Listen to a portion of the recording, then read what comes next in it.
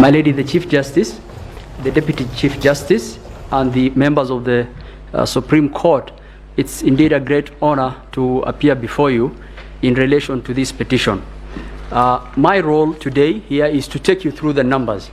I will take you through the numbers. The numbers will be running on the screen. Your name, please. My name is Mahat Somane, advocate. My name is Mahat Somane, advocate. I'll take you through the numbers as it relates to the petition that has been filed. I will also give you an audit trail of mechanism which the court can use to measure the petition. The first question that I'll answer today relates to the question that has been put to us. And the first one is whether the postponement of gubernatorial elections in Kakamega and Mombasa counties, parliamentary elections in Kitui Rural, Kachaliba, Rongai and Pokot South constituencies, and electoral wards in Nyaki West, in North Imenti, and Kwanjenga in Embakasi resulted in voter suppression. The allegation of voter suppression due to postponement of these elections is not a question of hypothesis. It's a question of fact. It's a question of numbers. What I have done is we have gone through the numbers to give you a comparative data on whether the same is true.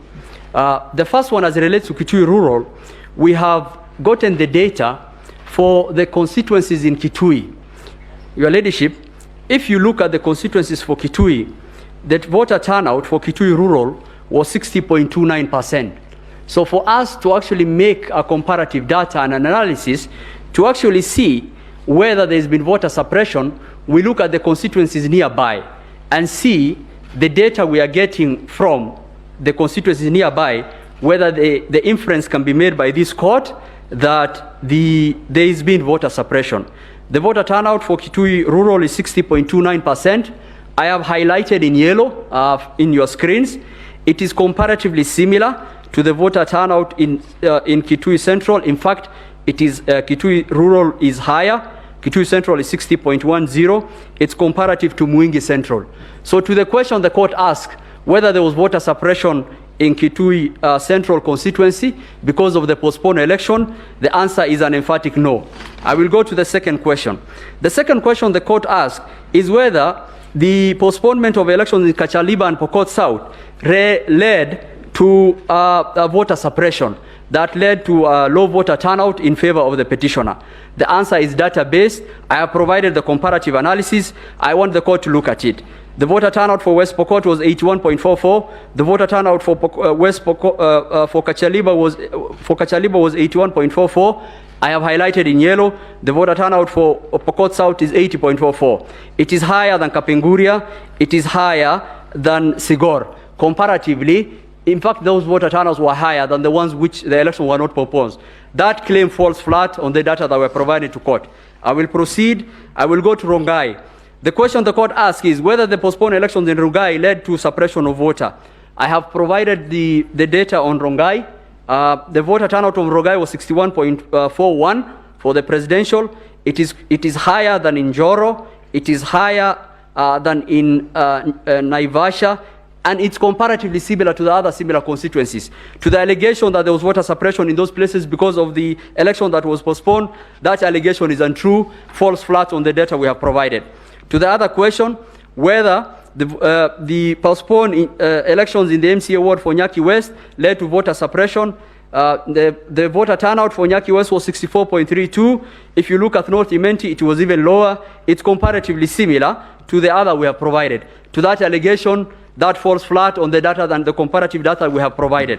To the allegation that the MCA ward in Kwanjenga, that there was voter suppression because of that, the MCA ward in Kwanjenga, the voter turnout was 46.32, comparatively similar to Embakasi South, which is 49.62, comparatively similar to Imara Daima and also in Pipeline. To that allegation, when you look at the comparative data, it's not a matter of hypothesis, it is not borne out by the data. To the allegation that the postponed elections in Kakamega led to voter suppression in terms of the petitioner's votes being undercast, the allegation falls flat on the comparative data. We have provided the data for Vihiga, which is similar. Bungoma was a bit higher, but Vihiga is the same. So comparatively, when you look at those data points, that allegation falls flat.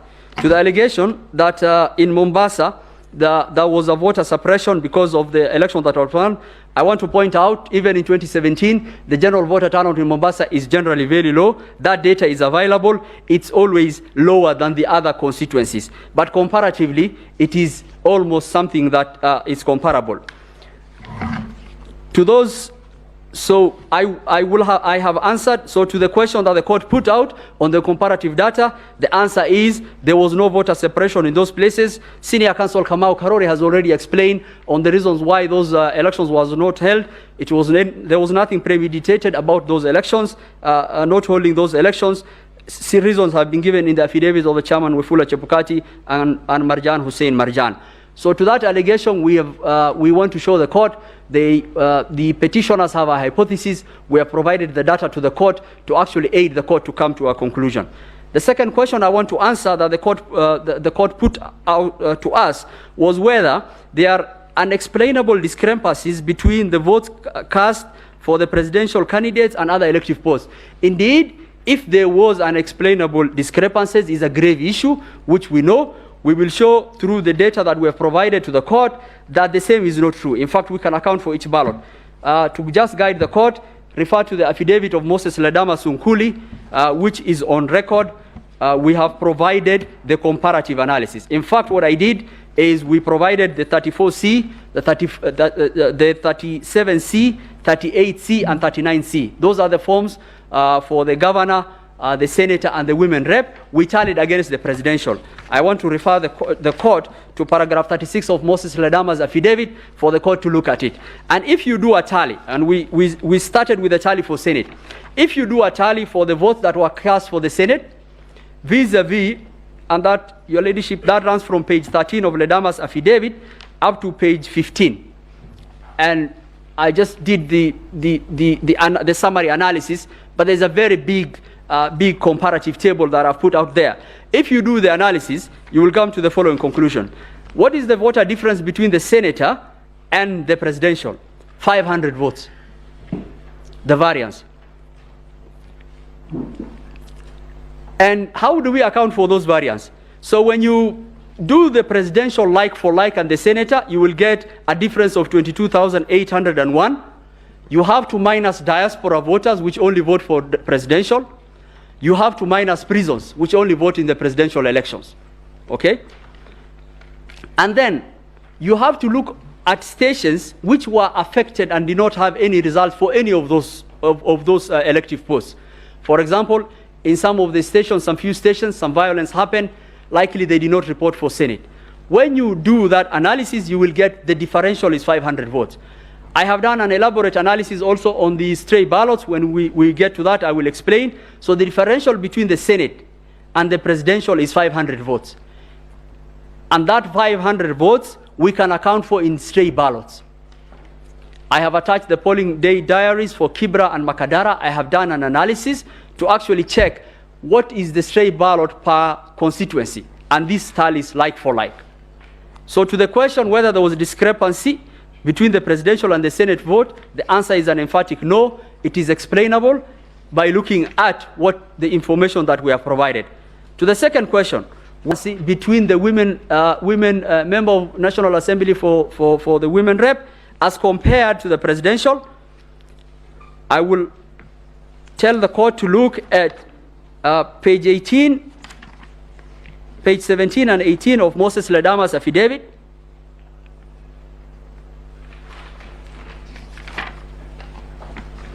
And our answer is there is no much difference. And the differences can be accounted for.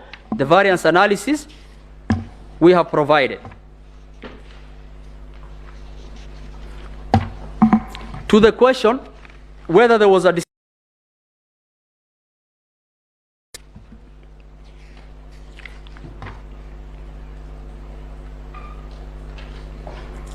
we have also explained that there is no such variance.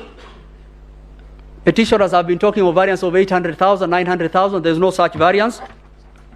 And in fact, the small variance that you will see for the women rep, which is 9,419, can be explained for by the stray ballot. A small analysis we did for the stray ballots, Your Lordship, is that in Kebra constituency alone,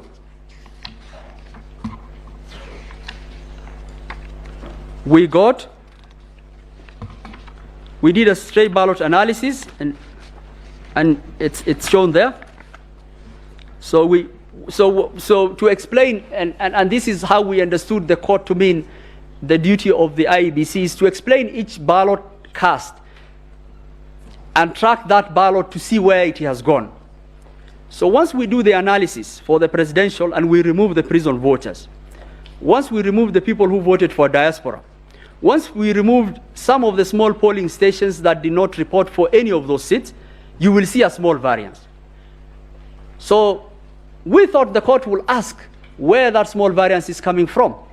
And so what I did is we went and we went to sample one of the constituencies in Nairobi. And in one of the constituencies, in Kibra constituency, we got 405 stray ballots.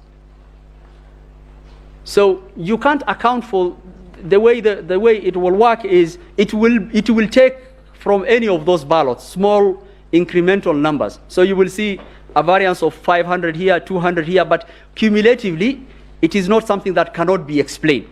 And I have attached all the polling day diaries. In fact, if you look at the Form 34A, which was supplied to the court, some of the comments section will indicate that they found some stray ballot in the presidential ballot. But to the court, whether there is discrepancy between the senatorial, governor, and the women rep seats, as compared to the presidential, there is none. We have demonstrated that with data. And even when there's a small variance, we have shown the stray ballots that cumulatively over those 3 seats, that will be there. A question was, a submission was made by Learned Counsel Ms. Julie Soweto that there is 33 per polling station stray ballots in Kirinyaga. I will explain that. I don't know what numbers they are using. It's an old litigation strategy in numbers for shock and awe. I think what they are trying to, if you look at the numbers for Kirinyaga, there is no difference between presidential and the governor of 22,000. In fact, the variance is 900 votes, which can be explained for by the stray ballots. The number they have indicated for governor, I don't know where they have gotten it from, is not what is in our 37C, and we've indicated that in our submission and also in our presentation. So to the question that the court asked, that whether there are inexplainable discrepancies between the votes cast for presidential as against the governor, for presidential as against the women rep, for presidential as against the Senate, the same is not borne out by the data that we have provided to the court. Now I'll go to another issue which was made heavy weather of by learned counsels on the voter turnout. Justice Smoking Wanjala asked, how important is the voter turnout to the actual valid votes and to the actual declarations? Of course, it's an important issue. The only problem with it is that counsel are not understanding how we calculate voter turnout. And I want to explain to the court how voter turnout calculation is done using the kits. Pursuant to the Maina Kiai case, the court was very emphatic that elections must be conducted at the polling stations. And pursuant to that, voter turnout reporting is done per polling station. So how do we do it?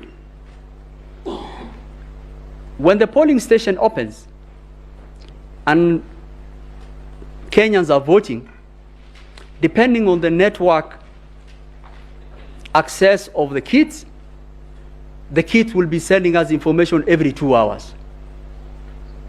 The kit will be telling us 200 people has passed by this kit in this polling station, and that information will be collated until the end of polling day.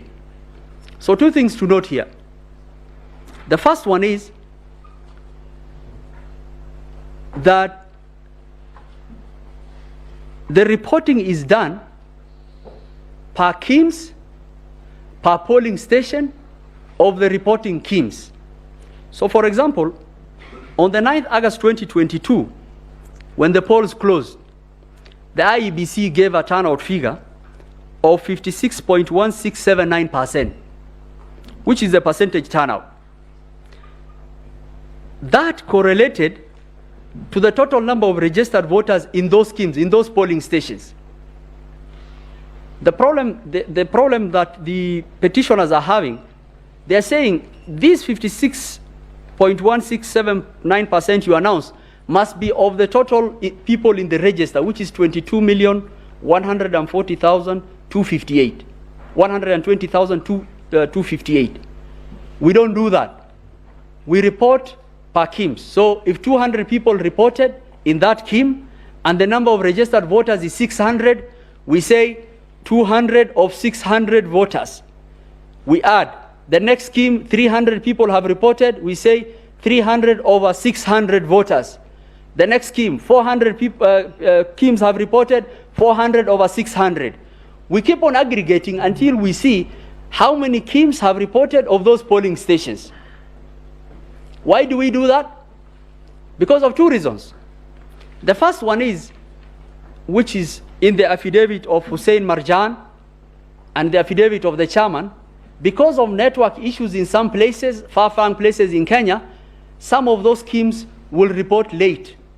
Some of those KIMs will report much later.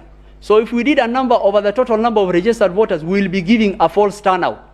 So the turnout we give is based on the aggregated voters of the reporting station in that KIM.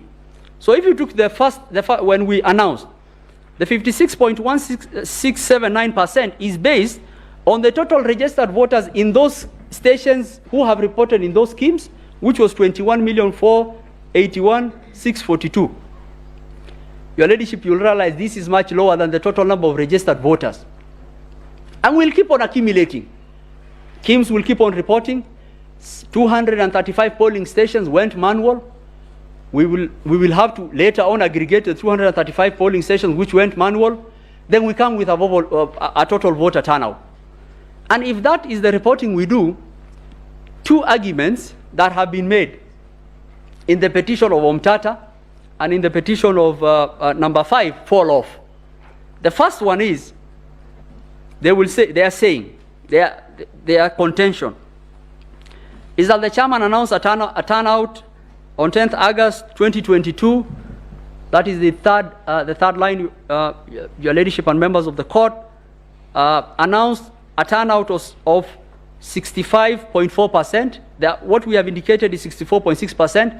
Your Ladyship, I will pause there to just inform the court that the chairman clarified that statement. The recording is in the affidavit of the chairman. And the actual clarification the chairman gave, he said that the total reporting polling stations, and if you hear his statement, it will give some clarification. We never say the total number of registered voters, because we will have that information when our manual count and everything has reported. We say total number of polling stations reporting. So in those schemes. So they're saying 64.6% must be of the total registered voters. That is their contention. That is their voter turnout. That is not the voter turnout of IEBC. The voter turnout as a percentage was, at that point, 64.6%. The number of reporting KIMs were 21,926,565. You will notice from this number, there are some polling KIMs which haven't reported. As they go to the constituency tallying center, those KIMs will report. You will also notice that we haven't included the manual count to give us a total figure of the total voters who will have registered, who will have reported. On 10 August, when all the KIMs returns have come from all the polling stations, the number of persons identified, that is the last number on the table, 14,239,862. As against the total registered voters in those stations which reuse the KIMS, 22,005,541, giving a turnout of 64.7103. You notice, Your Ladyship, we haven't included the manual count. So that is all KIMS in all polling stations. What remains now? Manual count. And this is important. I will pause there. We were very deliberate in trying to help the court in be able to identify and actually provide an audit process for the contesting parties' allegations. In the affidavit of Michael Ouma, we have attached 7 volumes of the KIMS returns for every polling stations in the Republic. Why is that important for the petitioners and the court? That is the first audit trail process. How is it at the first audit trail process of? We've provided the KIMS returns per polling stations in the Republic. We've also provided the certified copy of the 30A. So if anyone wanted to look at how many people pass in that polling station, you will look at your KIMS return, you will look at your 34A. And if there is any inconsistencies between the KIMS return and the 34A provided to the court, then question can be asked to our client. So in providing an audit trail process, the first way of providing an audit, which is both manual and electronic, is the KIMS return provided in the affidavit of Michael Ouma in 7 volumes, as against the certified copy of 34A we provided as per the regulations of this court. So we provided that. And if you look at those KIMS returns, they will correspond with this.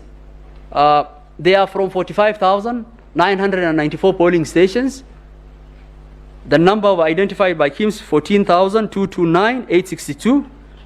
The total number of registered voters, 22,005,591. And the percentage is as indicated.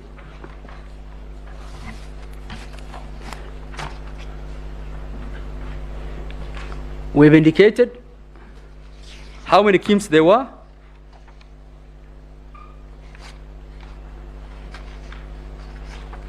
And I just want and after the aggregation of the manual and the KIMS, and that's the table that's there. So to the question, I think that is important for the court, and the court will ask, is the first question that the court will ask, what is the registered voters in the Republic? And I think that is not contested. 22,120,458. I think it's in the affidavit of everyone that the register is publicly available, that can be accessed. How many polling stations do we have in the Republic? 46,229. How many people are registered in those polling stations? 22,120,458. How many polling stations were authenticated through using the kits? 45,994. How many registered voters are those in those polling stations? 14,239,862. What are the registered voters in those polling stations authenticated through the kits? 22,005,591. What are the polling stations that were not authenticated through the kits? 235, out of which 6 polling stations, 3 in Eldas and 3 in Quisero, there was violence. And no voting took place, in fact, at the time of that. And so how many polling stations went manual? Using complementary system, 229. What are the number of voters authenticated through the complementary manual system? 86,889. What are the registered voters in those 235 polling stations? 114,917. Why are these numbers important? They are important for audit trail. First, we have provided the KIMS returns to the court, which can be compared as against. Secondly, 99.9914% of Kenyans were authenticated through the KIMS. Less than 0.001 Kenyans were authenticated through a complementary mechanism.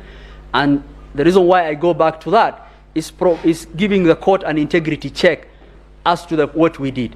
So if we are telling the court that 99.99% of Kenyans were authenticated through the kits, we have provided the receipts from those kits to the court.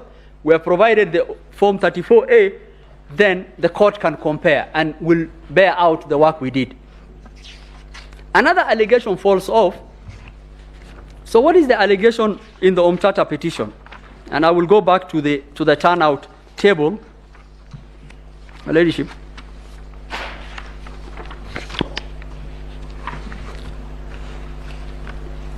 They are saying that the turnout announced by the chairman on 10th August 2022 must be over the total registered voters.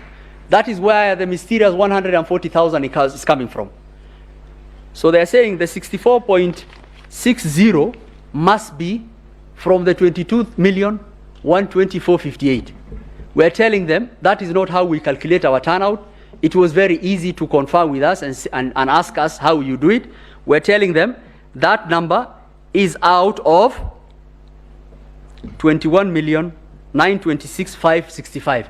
We could not do it over the registered voters because some stations went manual, some teams had not reported. How will we give a number over a total in which we don't know the status of some of those stations? Because the returns have to come for us to be able to give that. So they're saying 64.6 over the total voter turnout will give you 140,000. IEBC has not accounted for 140,000 voters. It's a lie. I think they are wrong on the maths, and they are wrong on the substance, and they are wrong on the substratum of how we are calculating that. And I think it's imperative that the court understands that. So the issue of 140,000 is not here nor there, and we have demonstrated that. And the second issue is they say that there was 110 voters error, 110 error in the Form C. By virtue of that, the Form C is not a valid vote. We have acknowledged that error. It's a data entry error in 2 stations in Kilifi and 1 station in West Pokot. It is the error form for the C is attached to the chairman's affidavit of 110. The Form C is a collation of 46,229 polling stations, and there is an error of 110 in which we have explained the data entry.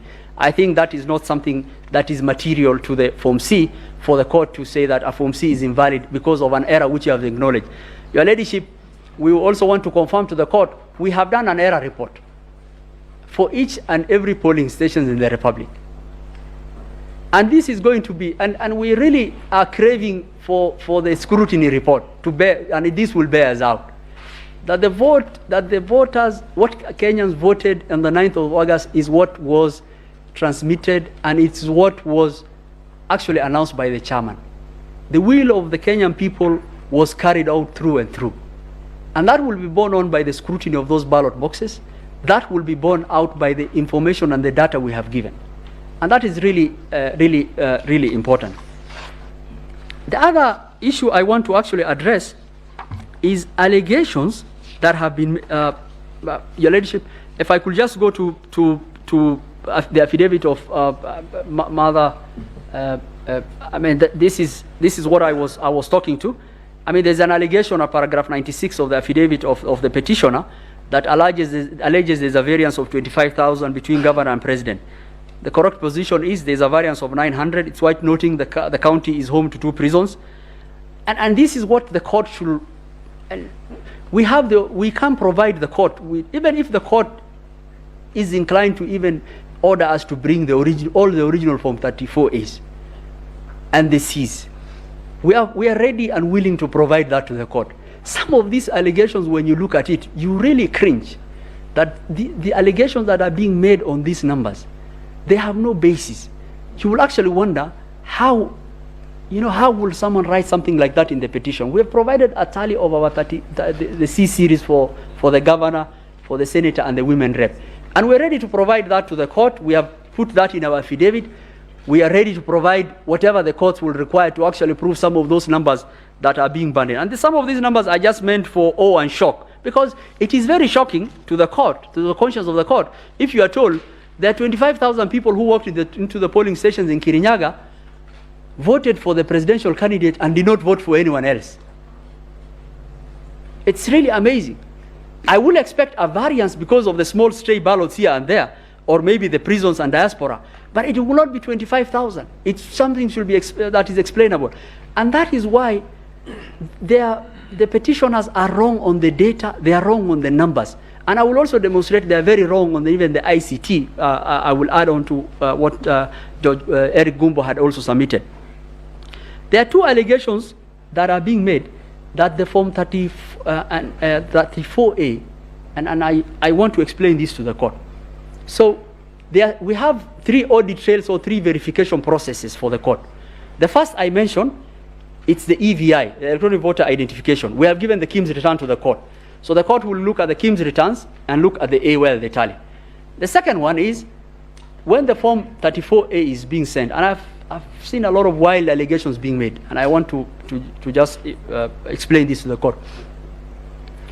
At the end of the polling, what happens is the kit, it converts itself into an RTS system, a result transmission system.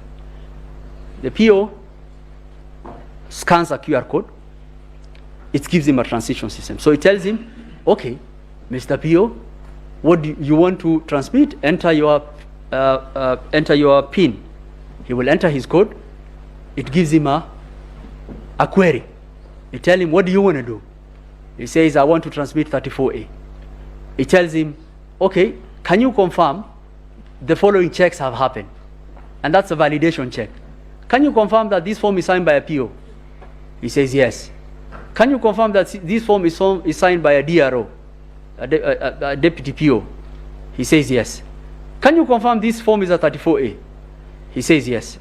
Can you confirm this form has been signed by the agents? He says, yes. So after saying all that, then he tells him, take an image. And there's a lot of things being bandied here about the image. And we can provide, I think we've done training for the IBC has done training for everyone, for LSK and the judges. And this is something that we can even provide if the kits are required. The kit takes an image, embedded in it, it has a scanner, and the image is embedded in the KIMS. So it's taking the image, and it's taking the image and scanning it as a PDF. We don't have any other output. We don't, and there's a reason why I'll explain to you why that input is being made. Why it's like that for purposes of the security and the other purposes. He takes the image. It actually tells him if the image is not clear, it will tell him your image is not clear. Please retake it. So he takes his image and he presses send. That image travels from that, it is gone. He cannot recall. In fact, even if he does not have network, it will tell him the image has been sent. It will arrive when it will arrive. That image cannot be recalled in PDF. There's nothing that can be called. That scanned image in PDF, there's nothing that can be done about it. That is gone. When he gets network, or immediately if he has network, it will hit our portal. Now, when it hits our portal, it's something akin to someone who's coming in the Supreme Court. The Supreme Court is established by the Constitution, and it has the jurisdiction by the court is limited by the Constitution. So those forms answer some jurisdiction questions before they are admitted into the public portal. What are those questions? So they ask, okay, you have come here, you have come into the court. If you want to sit here inside the court, answer the following question. They ask, are you a 34A? He says, yes, I am a 34A. Okay, do you confirm that you come from the code of the polling station? So it has a code of the polling station. So it will run against the polling station codes, it will confirm. Then it is asked, okay, we've confirmed you are an A, we've confirmed that you are from the code of the polling station provided to us, because all our polling stations have specific codes. Then we ask them, then it's asked the third question, do you come from a serial number of our kit? Then he answers, yes, I am from the serial number of the kit. If it is another form which is coming, are you from, if it's not from a serial number, it checks, it says, no, you can't come in here, you have no jurisdiction. So it says, do you come from a serial number of our kit? He says, yes. Then it's asked, do you come from the SIM card that has been provided officially, that we have the list for from the various providers? It answers yes. Then it's given two security features, which are very important for the court. So it's given two security features. It is given a date stamp. And I urge the court to interact with the public portal. I want to confirm to the court 800 million persons access our portal. it did not even blink for a second. Its security, its firewalls, and the SOC are military grade. And in fact, a lot of the allegations that are coming from the other side is, people are so frustrated in trying to hack our system is, why is your system so good? Our system is so good because it's based on blockchain. It actually, what it does, it actually gives logged in now to our form they want.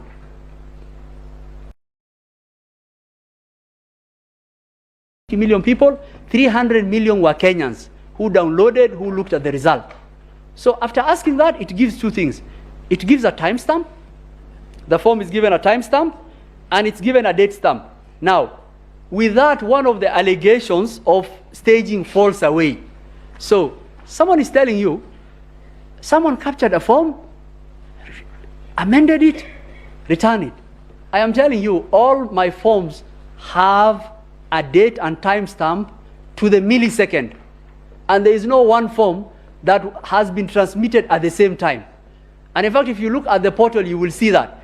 You open the portal, if you look at the tab of the portal, it will say 34A. It will tell you the polling station. It will tell you the Kim serial.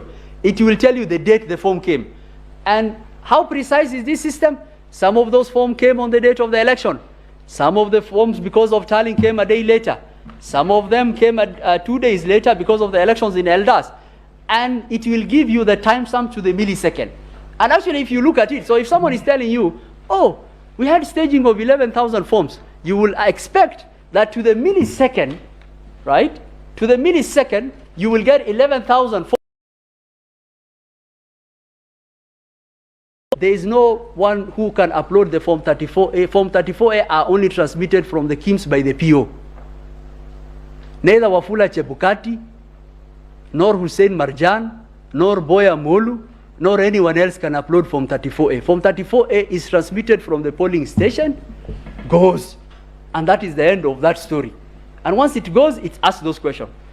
Now, our forms are designed that way. Why?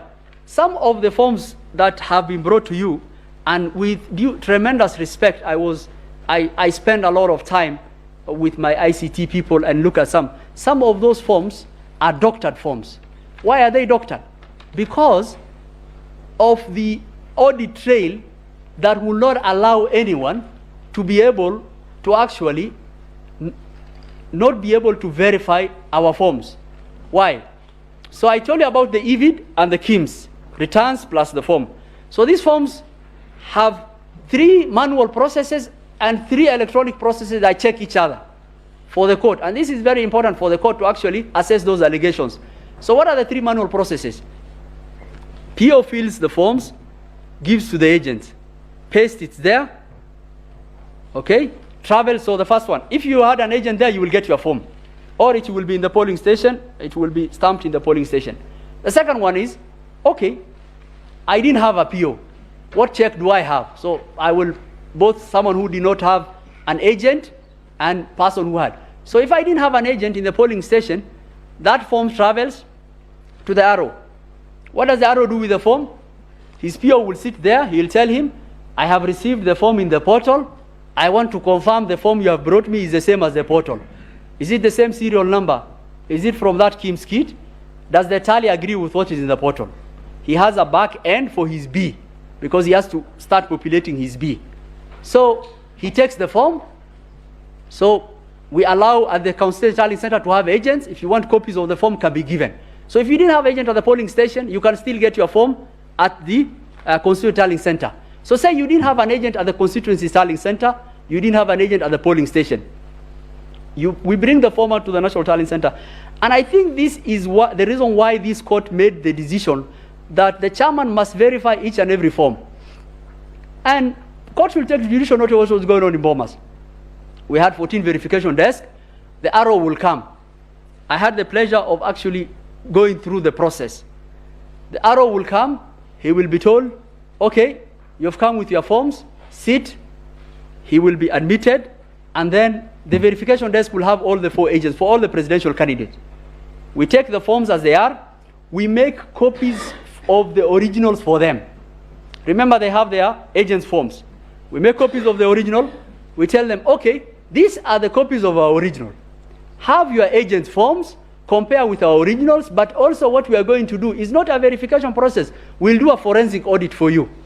We'll call the RO, he will sit on the table there, he will go form by form. Is it the same serial number? Is it from that polling station? We provided microtext readers, we provided watermark readers of the originals. The agents are seated there, they will check, and they will look at it. And the form will have the IEBC, it will have the watermark reader, it will have everything. So even if you don't have the forms at the CTC and at the polling station, and you had the form at the constituency, and you are given the form as at the NTC, you could still verify and actually check. After that, they will go to an ICT desk. The ICT now will confirm whether those forms and what is in the portal is the same. And some of the persons who've sworn some of the affidavits in the petition were seated on those tables. The ICT will open up this portal. He say, oh, this is the public portal. I am looking at the form. Let's confirm. What is in the form? What is in the portal? Do they tally? They tally. If there's any issue, we do an error report, which we have provided to the court. We have provided error report to them. That process is documented. And even if you didn't have all those agents, then you had an opportunity to do at the National Tallying Center. After that, we tell them, okay, we've started populating the C. Now, have you verified this polling station? Yes. Okay, now we put that into our C. And the idea that the C was kept on changing and some officers had access to the C, actually that allegation falls off. Why? 14 officers, and we've attached that into the affidavit of Martin Nyaga, including the chairman's PA, Mr. Abdi Dair, who is a registered, who is a returning officer, and 14 other persons were mandated to actually do that verification process on the table. There's a process for them to be given that access, and the access, what access do they have? People are burning up a lot of things, servers and things like that. So there are 3 applications level in any system. You will have the application, you will have the operating system and the network, okay? So everyone has access. So they have access for the verification of the 34C. So they'll be told, we're putting in this polling station to the C, are you okay with it? Does this tally with what is in the original? They will say, yes, that is populated. When we finish for one constituency, we print that aspect of the Form 34C. Because Form 34C is something that is gradual. The verified form from the form that has traveled from Kipini in Lamu to the CTC, Constituency Tallying Center, through the portal, physically through Bomas, through the verification desks of the agents and the people complaining here, now they are told, are you okay if we put into the C? It's put into the C. It's printed out, and that is what was being announced. So if you got the logs for the C, it will say, the person who's authorized printed out a C, because it was being announced. Some of the commissioners now complaining were announcing those forms, and it's incremental. It will go on until we finish. Now coming back to the form. So the first security feature is, if you look at the portal I've indicated, it has all those. But we've put security features to enable the court and everyone to authenticate our forms. If you open our forms in Acrobat Reader, you will get a signature panel.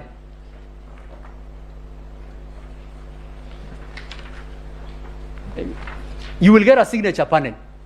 And the signature panel is able to tell you the path of validation of our forms. It will tell you that this form, in fact, the timestamp you'll get on the signature panel is the same as the timestamp when that form was received at the portal. And I've projected, your ladyship, I've projected there. And if you are a good Acrobat, it will tell you, it will give you a signature panel. It will tell you that this form was not first modified. If you have any PDF form document and you have modified, it will tell you this document was modified on this date by XYZ. It will tell you this form has not been modified from that date. It will also give you a signing, a signature. You see that time there? That is the time that is on the when it was received on the portal. It's the same timestamp that when you open any form on the portal, it will indicate. So the allegation that forms were intercepted, staging happened, the authentication of our forms are very robust. So the second one now, So how is someone able to prove that our forms do not tally with what is in the portal? You only have to do one thing. You have to download our forms from the portal, get a relatively good Photoshop, and change the numbers on the tally. And I'll come to those allegations where the 34A in the portal are the same as what was given to the agents. We have provided 44 affidavits from various POs. Some of our POs who are Kenyans have had a very sleepless nights. Allegations have been made against them that the forms they brought to the ROs were different from what was announced. The allegations of an affidavit made by someone should be checked against the affidavits of each and every polling station clerk and polling presiding officer who we have endeavored to give the affidavits to the court. And we have given 44 affidavits for presiding officers on these allegations, and many more affidavits for the returning officers. So the only way you will be able to show is you have to print out our form.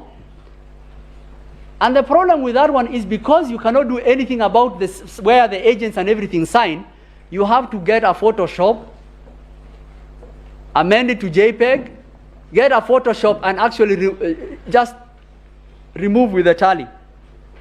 But like every other plan, it has a lot of weaknesses. And the first weakness you will get is, and the first thing they say is, in Gaina polling station in Tiati, that their agent provided them a form. And this is really important for the court. We say untruths have only one leg. They don't have two legs to stand on. The truth stands firm. They say in Gaina polling station, and this is in the affidavit of Arnold Ochieng, that their agent provided them a form. The form is different to what is in the portal. If you look at what is in the portal, that is in the affidavit of Moses Sunkuli, and even the form he has attached himself, it says there was no agent in Gaina polling station. We haven't even gone to authentication and the verification of the process and the form, and I will show that why this is a bad Photoshop gone wrong. So the first allegation is, in Gaina polling station, their agent gave them a form. The tally for the presidential candidate is different from that. Guess what? The form they provided does not indicate there was no agent. And even our portal says there was no agent for any candidate. Not only for them. In Gaina, there was no agent for, I don't know why the parties didn't send an agent there. Maybe because of security in Tiati, or we don't know. But there was no agent for anyone. He says, I had an agent, and this is his tally. So to the question that whether the forms provided by the agents are the same as what is in the portal, the court has to come to one conclusion. Those forms that are being provided in those stations are doctored. They are forgeries, and bad forgeries at that. The first paragraph of that affidavit says so.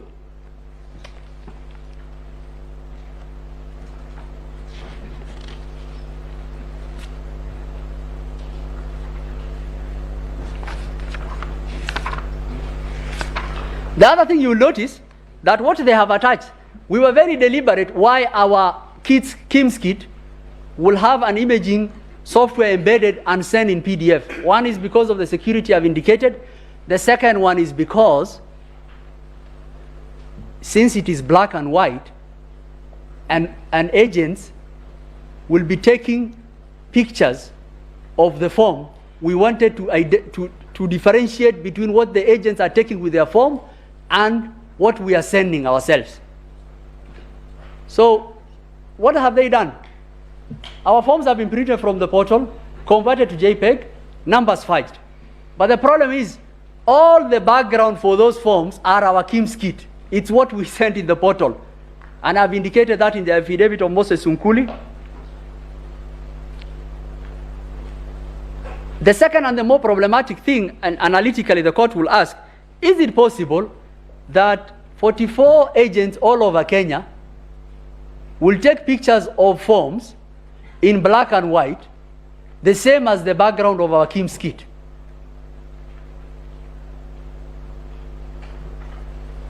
And the reason is because of the robustness of our processes.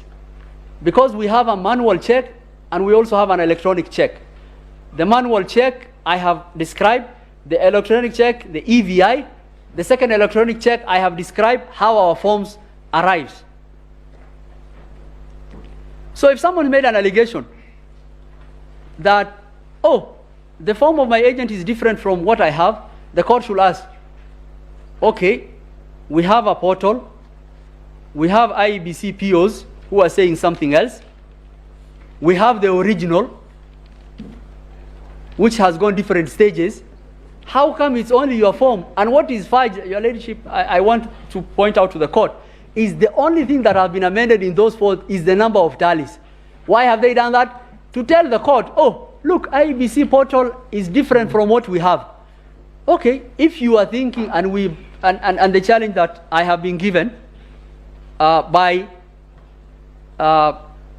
the challenge that I've been told by my ICT people is we will leave our portal open for another year. If any one of these people who are alleging anything, let them go upload one form. And we took our constitutional duty very seriously to give that audit trail to the court for the court to be able to make a determined decision. I will mention 3 things on ICT. The first one is John Gidongo has given us an affidavit which we have answered with Martin Nyaga's affidavit. He has given forged logs. And when we actually answered and actually told him these are forged logs from 2017, he said, oh, these are demo, but these are the real ones. But I think the court should look at the real logs. For example, one of the logs that is charged is the one for Justice Nyangaya. Justice Nyangaya attached Linux cron logs.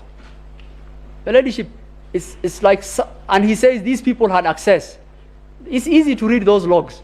They did not mention, no one of those people had access. It's like someone telling you, as you are using your computer, it's running background information, it will give a lot of, the OS will be running. It gives a lot of information. And someone says, oh, Mahat accessed the laptop of the judges and did this. And the information that person is giving you is the OS system. Oh, this server, there was an update of this program, there was this. If there was any evidence of that, you should provide something that says this person accessed at this day at this time. So even the logs which are attached to Justice Nyanga's affidavit are not things that will bear out the allegations they are making. The second thing that I want to mention to the court is the affidavit. A lot of people have made the submissions by the petitioners was that the affidavit of Benson Wesonga and John Joroge proves there was access. We've answered those affidavits, and you will read it. It will surprise this court that Joroge says, I audited the IEBC system. And in answering the first question, we told him, that is a criminal offense. How do you have access to the IEBC system? Which of course is a lie. Then he attaches logs. Some of them cooked up, but some of them we've answered. So for example, he says, the chairman's PA, a gentleman of repute and an advocate of this court who's been a row all over the country, who was part of the 15 people who were doing verification on the bomber's desk, who all the agents were present when they were making the verification of the C. Oh, him he accessed, and 2 other people. How many times? 1,000 times. First, what did they access? I told you, no one can access or upload anything apart from the Kim Somane. What they accessed was at the verification panel for the C, and all the agents were there. Did they require the chairman to sit there entering manually the 46? And in fact, we have attached the authorization for each and every person who was seated on that table. And the court should take judicial notice of what was going on in Bomas and the constitutional timeline relating to the 7 day. Those people had access, the agents were there, everyone was there, and of course, they will verify. He verified 1,000, another person will verify 800. There are Kenyans who have not slept for 5-6 days to actually undertake a constitutional duty of a higher calling. Not well remunerated people who hadn't slept for 6-7 days. They are, actually what they are doing is, they access, yes, what were they supposed to do? They will access the RTS panel for the sea. They will verify you are there. The deponent was on the floor of Bomas. Joroge was there. Their agents were there. The ICT was there. And the court should make note of, there was no one allegation that a form that is in the portal was different than an original which they had verified as relates to the tally.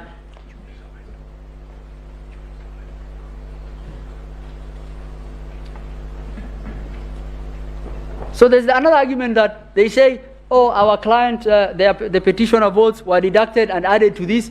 We told them, show us the proof. How are they deducted? We have 7 proofs. So in mathematics, you use proofs to prove a point, to prove knowns and unknowns. We have 7 proofs. We have our arrows at the polling station. They had agents. You had agents at the CTC. We have the original. You have agents at the NTC. We have original. We have what is transmitted in the portal. We have original. All of them tally, and you are saying your client's votes were deducted. How?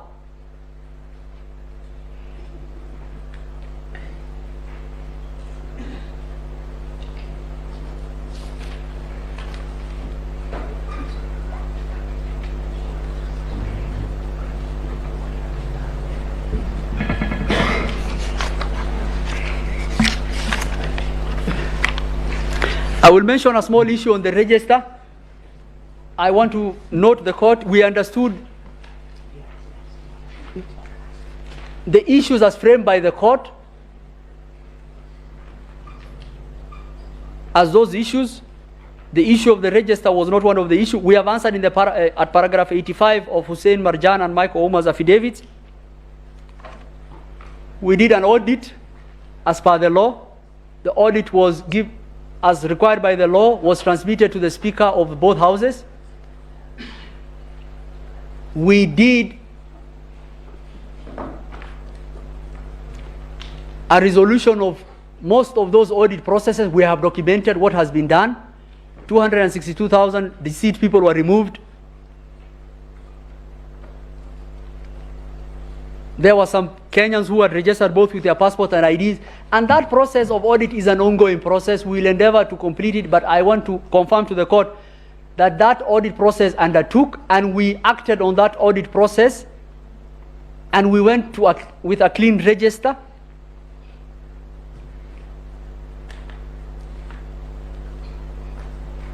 With the elections. An allegation was made that, your client was printing 34As, many of them to actually do something untoward. We want to tell the court, and we have put before the court, that the reason that was actually done, book 2 of 2 and book 1 of 1, is to ensure that as many Kenyans as possible had copies of the 34A. So you have a form 34A, and if you printed only 6 copies, one copy goes to the ballot box. 1 copy is supposed to be attached to the polling station. Those are 2 copies. 4 copies are supposed to be given to presidential copies to the presidential candidate. Then we have an issue that a copy has to go to the RO. And what we did is we wanted to print many copies of the A's for the purposes of the result. And the reason why, because the carbon copy, if you reach 6 and you are actually writing on the carbon copy that you are giving copies of, when you reach the 3rd copy, it will not even be able to, you will not be able to read it. When that happened, the petitioners, together with religious leaders, traveled to Greece, and they raised an issue. They say they did not want book 2 of 2. So what did we do? We just gave instructions. We had a meeting with them. The same was shared by the chairman. The chairman, the same directive was given to our officers, and when they opened the polling stations, book 2 of 2 was being put in the ballot box. 34 2 of 2.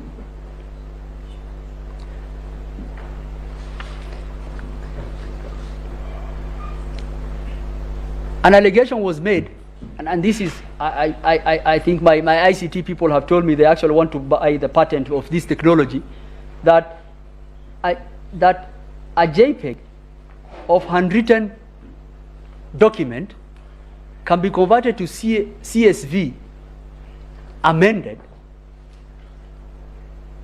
on a form that has signatures and watermark, and converted back to PDF and uploaded. If such technology exists, we actually want to buy its patent. It's actually impossible to do that. And that is why all of the forms that have been submitted, the only thing that can be done is you have to just look at the tally numbers and try to use Photoshop to change the tally numbers. You can't do that, because the verification process has 8 stages. This form is widely available from the village to the NTC, that for someone to say that, oh, my 34A has been tampered with, it's impossibility.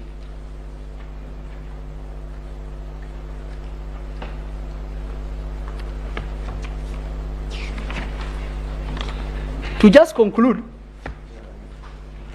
the petitioner's case says 500,000 Kenyans who conducted the elections, POs, deputy POs, ROs, and everyone, conspired against them. That is, the numbers don't pan out. The allegations of the form don't pan out. And the question I kept on asking, and this court should ask, is, what if on the day of the election, God forbid, that the RTS system of IEBC collapsed, and the only thing that is available to this court are original Form 34As? Will this court say, since your RTS system collapsed, there is no election that you held, that the franchise and the vote of the Kenyan cannot be gotten from those ballot boxes and those forms? And the second question, and which is really, and we have indicated that in the firewalls and the affidavit of Hila Kavogo, and how robust our system was, and how many who tried to do that. The other question is, 300 million Kenyans access that portal. They know the results as indicated. Those results can be verified from the forms original available, from the forms of the agent.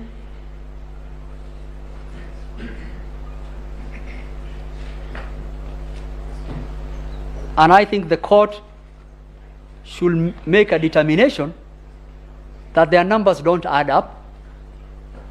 The allegations of the form fall flat on what we have demonstrated. And the allegations relating to forms in the portal being different from what their agents have are an attempt to actually present the court with evidence that it forged.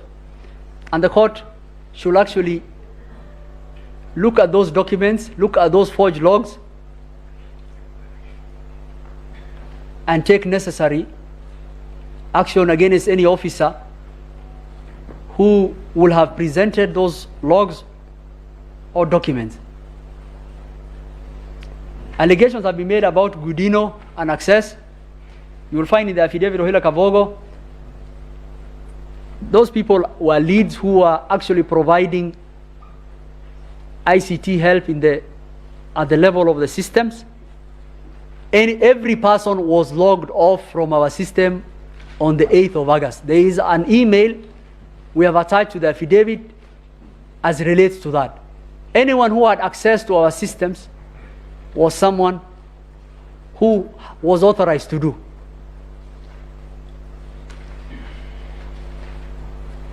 And finally,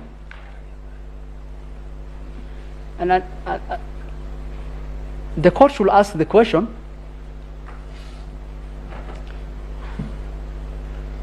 whether the 50% plus 1 was met.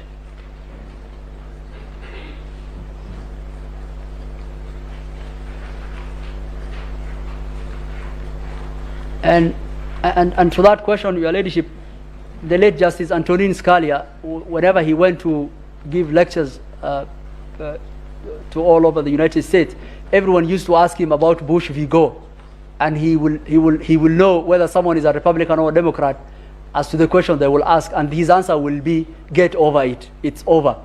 So to 50 plus 1, the court made its determination in 2013 on the votes cast and valid votes and the rejected ballot. Rejected are not votes. Votes is an authentication of preference. There's nothing called rejected votes. That's a rejected ballot.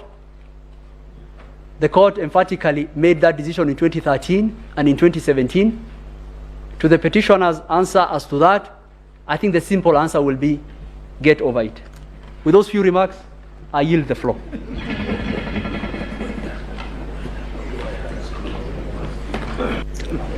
Thank you very much, my colleague, Mr. Mahat.